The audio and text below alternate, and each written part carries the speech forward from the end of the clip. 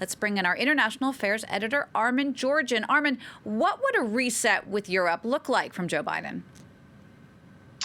Well, Jeannie, there's really no magic wand to suddenly make these transatlantic relations great again, because there are a lot of issues that predated the Trump presidency, such as on trade.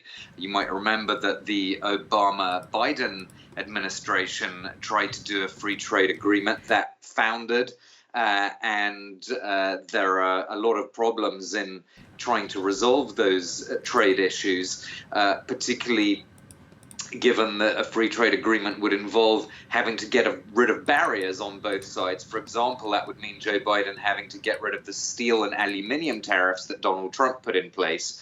Is that politically sellable for Joe Biden at home, given that Donald Trump has brought this kind of economic nationalism and protectionism to the fore of American politics? And you can even hear some of that economic nationalism in Joe Biden's own policy plank called Made in America. So trying to encourage manufacturing in the US.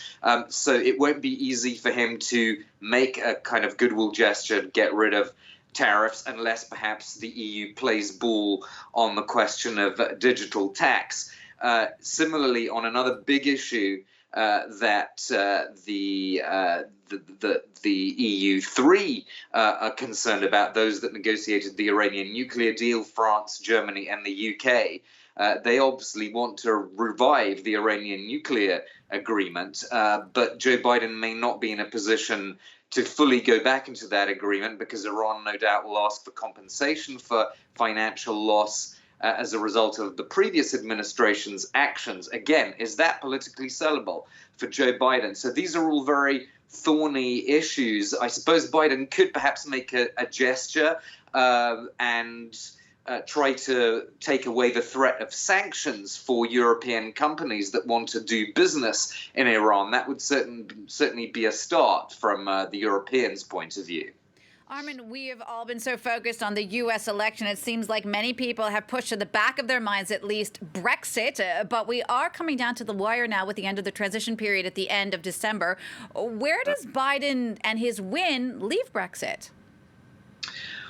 Well, in terms of the Democratic Party as a whole, I think they don't really like Brexit because they see it as essentially a Trumpian project. And it's not a coincidence that since Joe Biden was announced president-elect, Boris Johnson, the UK Prime Minister, has been stressing his more multilateralist aspects rather than his more Trumpian dimensions. So, for example, Boris Johnson, in congratulating Joe Biden, talked about the need to work together on climate change. And it's true that the UK has stayed within that European consensus on climate change, despite going for Brexit.